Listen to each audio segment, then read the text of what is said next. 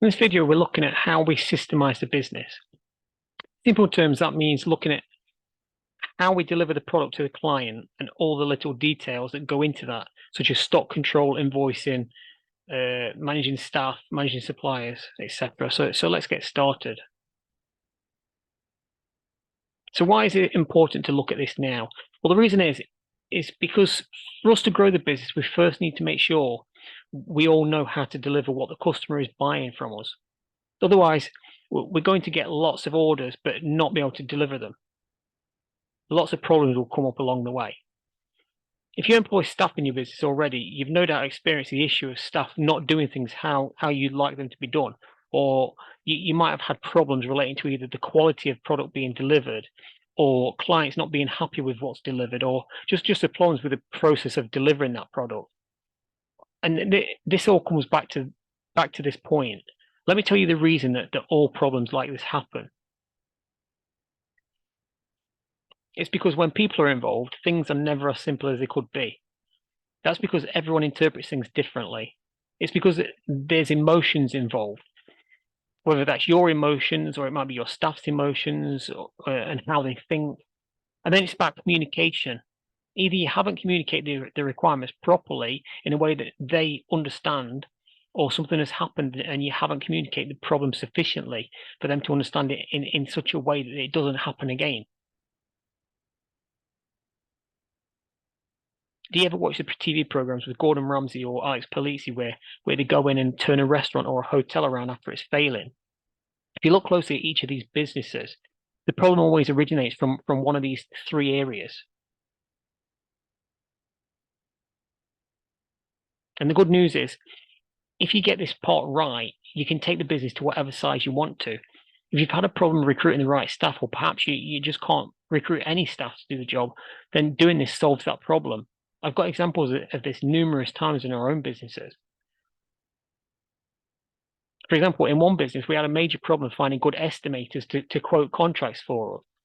We tried recruitment agencies, we had job adverts everywhere, but the only candidates we got applying were either far too expensive, we couldn't afford them, or they didn't have the skills that we needed. So it took us about a year of trying to find someone.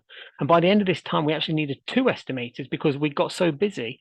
And we'd been doing it ourselves in the meantime, which meant we were working 100-hour weeks just to keep things ticking over.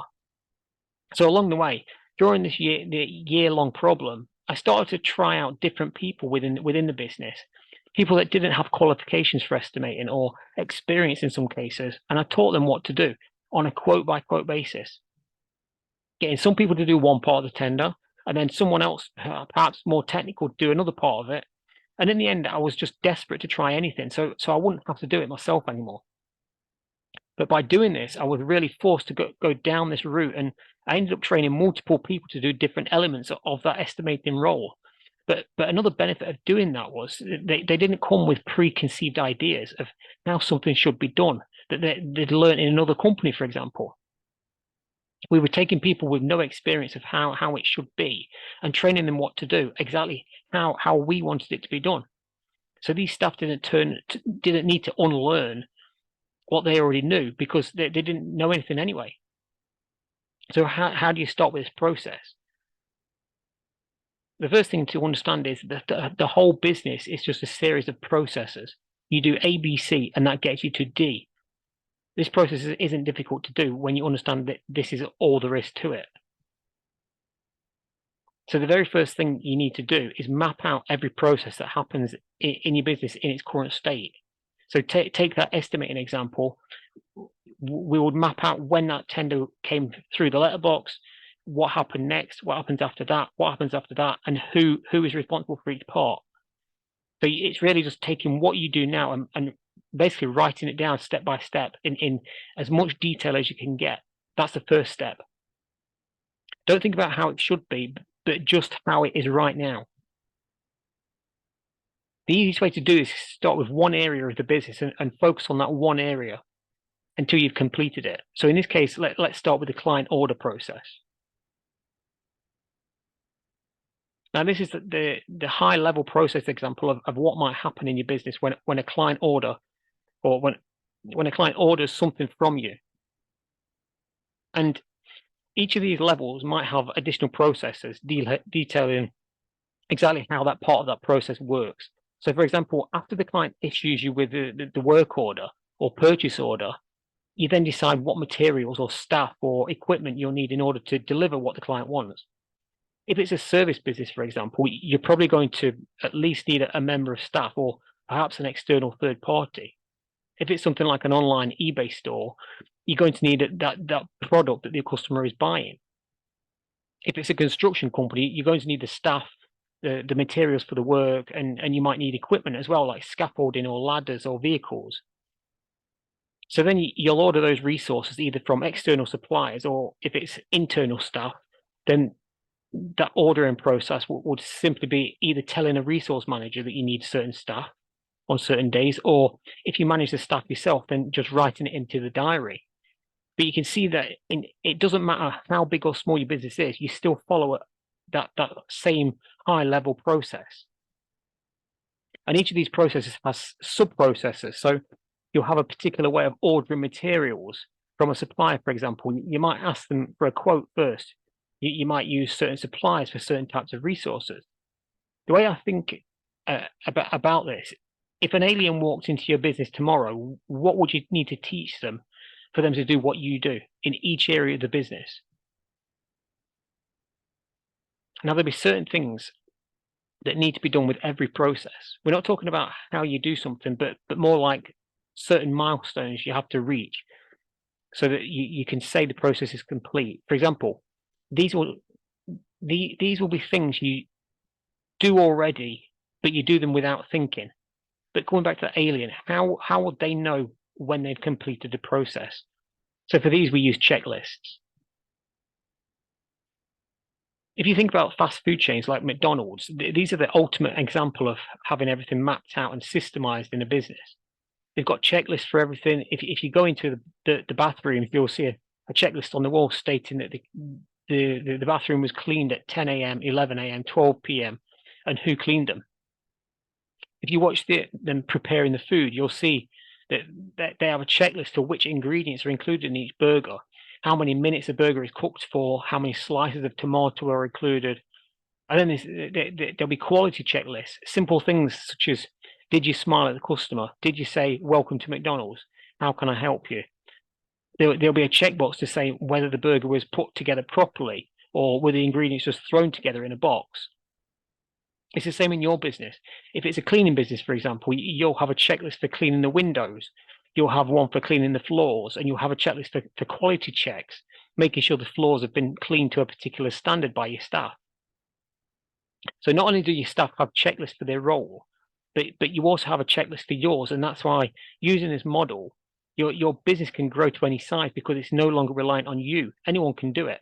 If you don't turn up one day for work, someone else just takes your set of processes and checklists and they do the work for you. So the next thing to think about is looking at how efficient your processes are. So now that you've got your processes mapped out in front of you, we have to start thinking about, is this the most efficient way of doing things? Is this the fastest way to get the same end result? Have we added in unnecessary paperwork or bureaucracy into the process? It can sometimes be easy to get a third party, someone external to the business, to come in and look over everything like this, because the problem is you're so deep into your own business, it's going to be hard for you to think any different. But an external person hasn't been trained to do it in your way. They don't see things the same way as you. Sometimes it can be worth asking staff in the business what they think. How could it be improved? Be careful though, because their answers might bruise your ego if you're not used to taking input from other people. But let's start with looking at problem areas in the business. These are normally the areas that have weaknesses with the procedures. Maybe things need to be improved on. So we'll start there. So what's the problem? Maybe a client has complained about something. We've talked about this in the earlier video, but root cause analysis, and it can be a good way to identify what needs systemizing in the business first. You can use what's called a root cause analysis process to identify what the real cause of the problem is. It goes like this. You start with a problem and you ask, why did this happen? And when you get the answer, you ask, why did this happen? And you do this 5 times, and normally after the 5th asking, you get the real cause of the problem. So let's go through an example problem. So the problem is that we can't pay supplier invoices when they're due. So we ask, why is that the case? Well, it's because we don't have enough money in the bank. And why don't we have enough money in the bank? Well, the answer, because our clients didn't pay their invoices. And why didn't clients pay on time? Well, the answer, because we didn't invoice them in time for them to approve the invoice and pass it to their accounts department. And why didn't we invoice them on time to approve the payment? So the answer, because we didn't have a clear idea of what needed to be invoiced. And why didn't we know what had to be invoiced and how much to be invoiced? And the answer, because we didn't keep track of the hours being spent working for the client, and there was no quote given. So it took a lot of time to sit and think about the amount of time that had been spent. So there we've discovered that if we had a better process for quoting clients or for tracking what resources we used, then the rest of the problems wouldn't have occurred, and we'd have had enough money to pay suppliers on time. Now, this is all theoretical, of course, because when you fix one area like this, it means that it shouldn't happen again from that one weak point. But then you'll have another weak point later on in the chain. So it's a case of continually working through, asking why, and looking for possible weak areas, even if they haven't caused the problem so far, and then work on improving that area.